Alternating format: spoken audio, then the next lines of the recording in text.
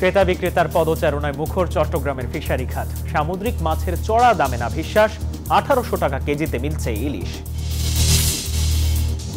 চট্টগ্রাম নগরীর পানির কল যেন ময়লার ভাগাড়, দুর্গন্ধে অতিষ্ঠ এলাকাবাসী। নতুন মেয়রের কাছে দ্রুত প্রতিকার দাবি। এবং ভ্রমণ নিষেধাজ্ঞা উঠলেও পর্যটক খরায় ভুগছে পার্বত্য জনপদ রাঙামাটি। কক্সবাজারে সাগর পাড়ে ছুটির দিনে মানুষের ঢল।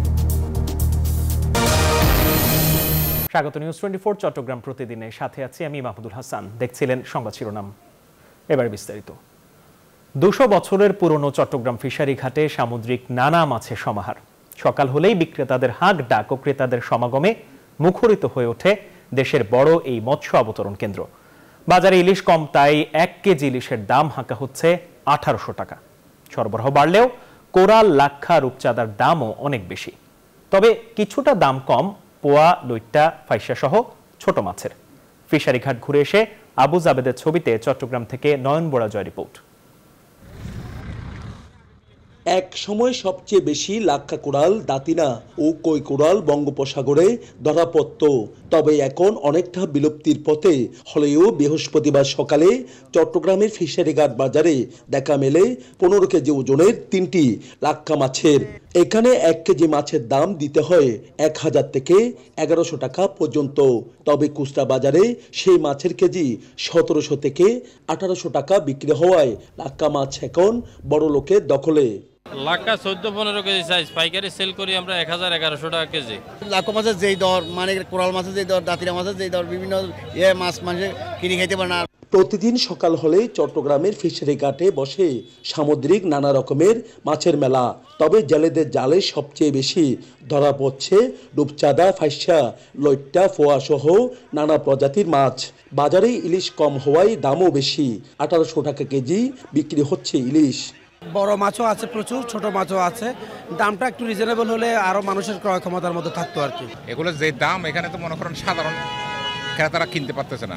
আজকে প্রায় 20-30টা পড়াচ্ছেন, সে কারণে মাছ বেশি। কালকে আরো আলাদা দিলে মাছ বাড়বে, প্রত্যেকদিন এখন রেট কমবে। এদিকে সামুদ্রিক মৎস্য কর্মকর্তারা বলছেন, বঙ্গোপসাগরে গত বছর থেকে জেলিফিশের উপদ্রব বাড়ায় অন্যান্য মাছের বিচরণ কমেছে। তবে এই বছর এখনও জেলিফিশ সাগরে দেখা না যাওয়ায় জেলেদের জালে ধরা পড়ছে নানা জাতের মাছ। সরবরাহ আরও বাড়লে কমবে দাম।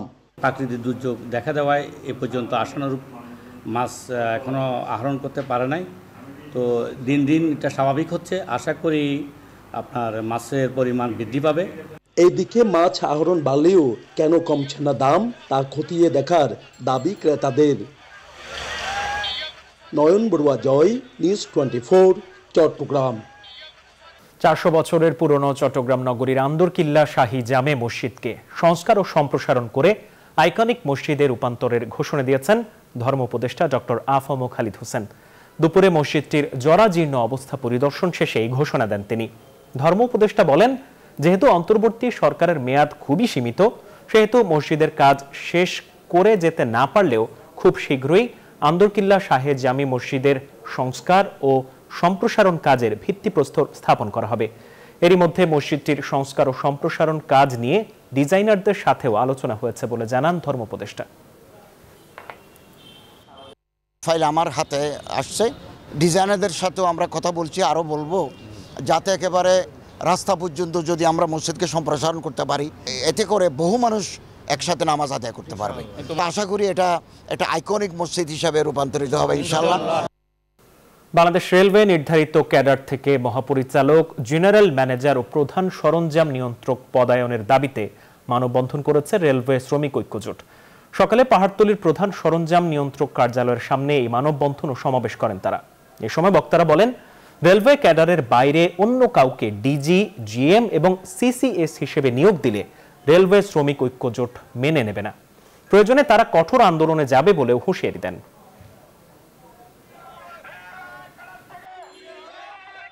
নানা আয়োজনে চট্টগ্রামে পরিবেশ, প্রকৃতি এবং জীববৈচিত্র্য দিবস উদযাপন করা হয়েছে। সকালে নগরীর খুলশী মুজাফফরনগরে ইস্ট ডেল্টা ইন্টারন্যাশনাল স্কুলের আয়োজনে দিবসটি উদযাপন করা হয়। আয়োজকরা বলেন, একাডেমিক শিক্ষার পাশাপাশি পরিবেশ, প্রকৃতি এবং জীববৈচিত্র্য সম্পর্কে শিক্ষার্থীদের হাতে কলমে শিক্ষাদান এবং পরিবেশ সচেতন করে তুলতে এই আয়োজন। প্রধান অতিথির বক্তব্যে অর্থনীতিবিদ প্রফেসর মোহাম্মদ সেকান্দার খান বলেন, ছোট বয়স থেকেই প্রকৃতি ও প্রাণী সচেতন করে তোলা অত্যন্ত জরুরি।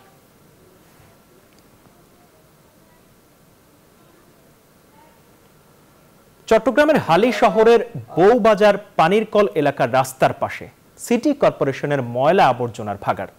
দুর্গন্ধে নাকে হাত দিয়েই হাঁটা চলা করছে পথচারীরা। বিস্তারিত আঞ্চলিক ভাষায় তুলে ধরেছেন সহকর্মী নয়ন বড়জয়। যারা পানিরকল নামে পরিচিত বউবাজার এলাহাত, এই বউবাজার এলাকার রাস্তার পাশে গুরুত্বপূর্ণ রাস্তার পাশে দিয়ে ময়লা পরিত্যক্তি। সিটি কর্পোরেশনের যারা কর্মীরা আছে তারা বিভিন্ন জায়গার ময়লা আনিয়ে রাখে দেয় এই রাস্তার পাশে। এই কারণে এরা রাস্তায় বেঁধে যারা গাড়ি চলা যারা আড়ের এই তারা খুব কষ্টের মধ্যে আছে, বহুত বছর ধরে এই সমস্যাটা আছে।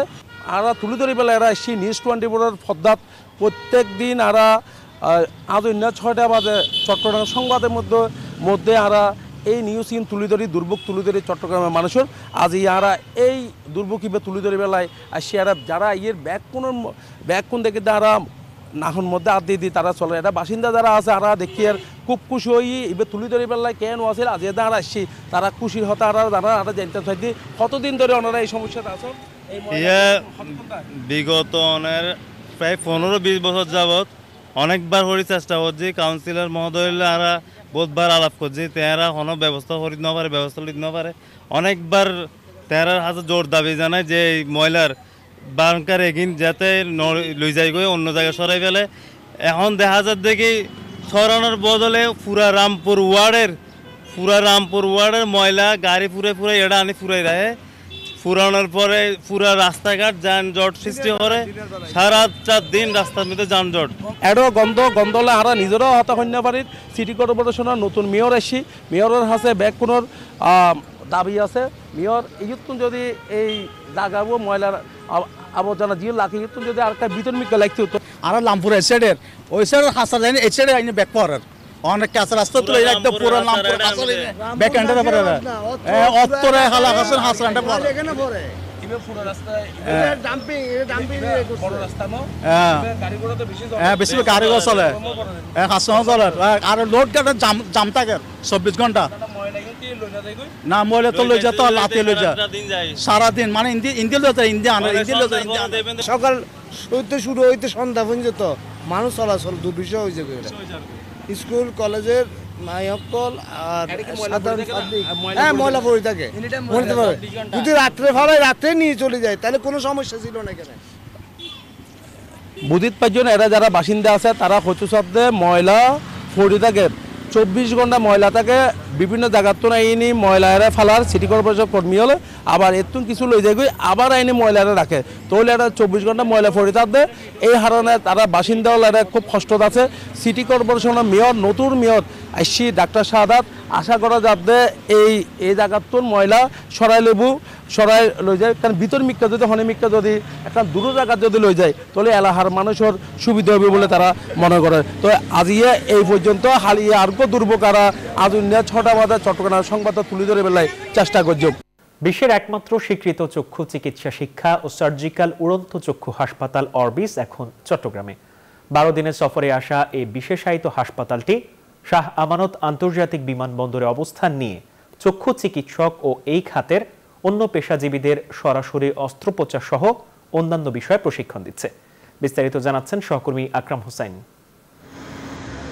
শাহ আমানত আন্তর্জাতিক বিমানবন্দরের রানওয়ের শেষ প্রান্তে অবস্থান নেয় এই উড়োজাহাজটি সাধারণ কোনো উড়োজাহাজ নয়, এটি আস্ত একটি হাসপাতাল। বাংলাদেশে 11তম সফরে এসেছে উড়ন্ত বিশেষায়িত চক্ষু হাসপাতাল অরবিস।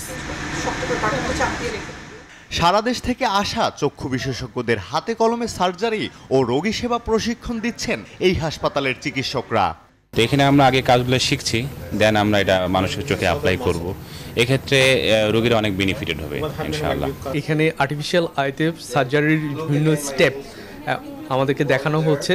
রোগীর চোখে হাত দেওয়ার আগে আমাদেরকে কিভাবে সতর্ক থেকে করতে হবে। আমরা একটা নকল চোখের উপর দিয়েও করতে পারি, অনেকে হলো ওয়েট ল্যাবে ছাগলের চোখের উপর দিয়ে করছে। স্থানীয় চিকিৎসকদের দক্ষতা বাড়ানো এবং বাংলাদেশের চক্ষু স্বাস্থ্য সম্পর্কে সচেতনতা তৈরি করাই এই প্রকল্পের উদ্দেশ্য বলে জানান অরবিসের পরিচালক। We work through a combination of staff clinical staff and also volunteers who will come for 1 week or 2 weeks to assist us in delivering the training. স্বাস্থ্য ও পরিবার কল্যাণ মন্ত্রণালয়ের আমন্ত্রণে চট্টগ্রামে পঞ্চবারের মতো এসেছে উড়ন্ত হাসপাতালটি। 17 নভেম্বর থেকে 28 নভেম্বর পর্যন্ত এই হাসপাতালে সারা দেশের 200 ডাক্তার নার্সদের প্রশিক্ষণ দেয়া হবে। Training to local eye care professionals everywhere it goes. Our goal is to provide training to those local eye care professionals so they can build the skills they need to save sight in local communities like those here in Bangladesh. এর আগে প্রথমবার 1985 সালে এবং সর্বশেষ 2017 সালে উড়ন্ত হাসপাতাল বাংলাদেশে আসে। এটি বিশ্বের একমাত্র সম্পূর্ণ স্বীকৃত বিমানভিত্তিক চক্ষু শিক্ষাদান হসপিটাল। বাংলাদেশে প্রশিক্ষণ শেষে অরবিসের পরবর্তী গন্তব্য রুয়ান্ডা। Desk report, news 24।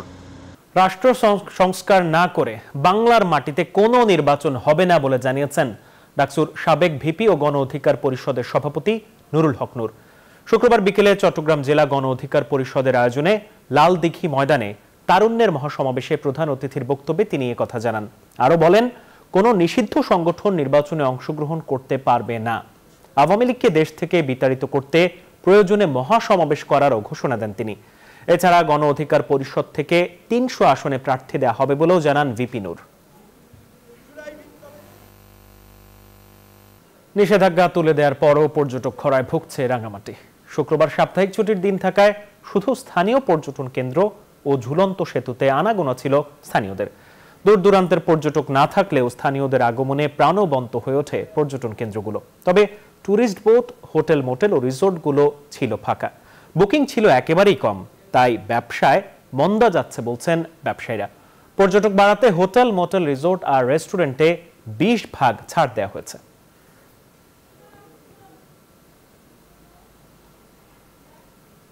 মৌসুম শুরুতেই সৈকতের শহর কক্সবাজারে পর্যটকের ঢল।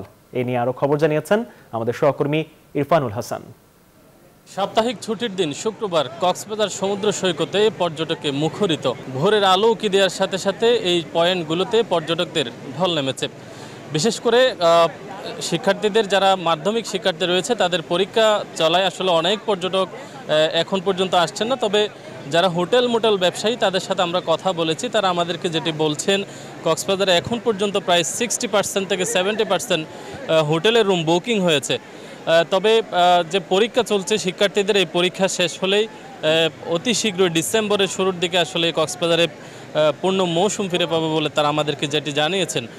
আমরা কথা বলেছিলাম কক্সবাজারের যে ট্যুরিস্ট পুলিশ আছে তাদের সাথে, তারা নিরাপত্তায় কাজ করছে। কক্সবাজারের যে সমুদ্র সৈকতে যে পয়েন্টগুলো রয়েছে, এখানে ট্যুরিস্ট পুলিশের বুথ রয়েছে, সেই বুথগুলোতে তারা কাজ করছেন। আরেকটা বিষয় একটু আপনাদের জানিয়ে রাখতে চাই, কক্সবাজার যে সমুদ্র সৈকতের যে সৌন্দর্যমণ্ডিত যে বালুকা বেলা, সেখানে আসলে হকারের দৌরাত্মের কারণে অনেক সময় যারা পর্যটকরা ঘুরতে আসছেন তারা একটু জিনিসটাকে অসুন্দর বলছেন। আমরা একটু কথা বলতে চাই আসলে আমাদের সাথে একজন কক্সবাজার সমুদ্র সৈকতে নিয়োজিত, পর্যটকদের নিরাপত্তায় নিয়োজিত একজন লাইফ গার্ডের সদস্য রয়েছেন। তার কাছে একটু জানতে চাই আসলে আপনারা নিরাপত্তার জন্য কিভাবে কাজ করছেন। আসলে এখন শীতের মৌসুম শুরু হওয়ার সাথে সাথে সাগর উত্তালও কমে গেছে, যার ফলে তাছাড়া আজকের সরকারি ছুটির দিন শুক্রবার, তো ট্যুরিস্ট অনেক এসেছে। তো আমরা লাইফগার্ড সংকট থাকলে আমরা চেষ্টা করছি ট্যুরিস্টদেরকে সর্বদাই নিরাপত্তা দেওয়ার জন্য। সেন্ট মার্টিন যাওয়ার যে তাদের একটি আশা প্রত্যাশা, সেটি সরকারের পক্ষ থেকে একটি নির্দেশনার কারণে অনেক পর্যটক আসলে এখানে একটু ক্ষোভ প্রকাশ করেছেন। কুমিল্লা চৌদ্দগ্রামে প্রায় 2 শতাধিক ধর্মীয় প্রতিষ্ঠান মক্তব চালু করার কথা জানিয়েছেন উপজেলা জামাতের সেক্রেটারি মোহাম্মদ বেলাল হোসেন। বিকেলে মুন্সিরহাট ইউনিয়নের ছাতিয়ানি গ্রামে ইবতেদায়ী নুরানি মাদ্রাসা ও ইয়াতিমখানার উদ্যোগে বার্ষিক শিক্ষা সেমিনারে প্রধান অতিথির বক্তব্যে তিনি কথা জানান। বলেন, আধুনিক শিক্ষার রোশানলে পড়ে শহর ও গ্রামে হারিয়ে যাচ্ছে মুসলমানদের প্রথম নৈতিক শিক্ষার আসর সকালবেলার মক্তব। তাই সরকারের সহযোগিতা ও দলীয়ভাবে পুরো উপজেলা ব্যাপী মক্তব চালু করা হবে। খাগড়াছড়ি প্রেস ক্লাবের অন্তর্বর্তীকালীন কমিটির সাধারণ সভা হয়েছে। সকালে অফিসার্স ক্লাবে প্রেস ক্লাবের আয়োজনে এই সভা অনুষ্ঠিত হয়। এ সময় পার্বত্য অঞ্চলের গুণী সাংবাদিকদের সংবর্ধনা দেওয়া হয়। অনুষ্ঠানের উদ্বোধন করেন সাংবাদিক এবং দৈনিক গিরি দর্পণ পত্রিকার প্রকাশক ও সম্পাদক AKM মকসুদ আহমেদ। এ সময় সাংবাদিকদের সত্য বস্তুনিষ্ঠ খবর পরিবেশন করার আহ্বান জানান বক্তারা।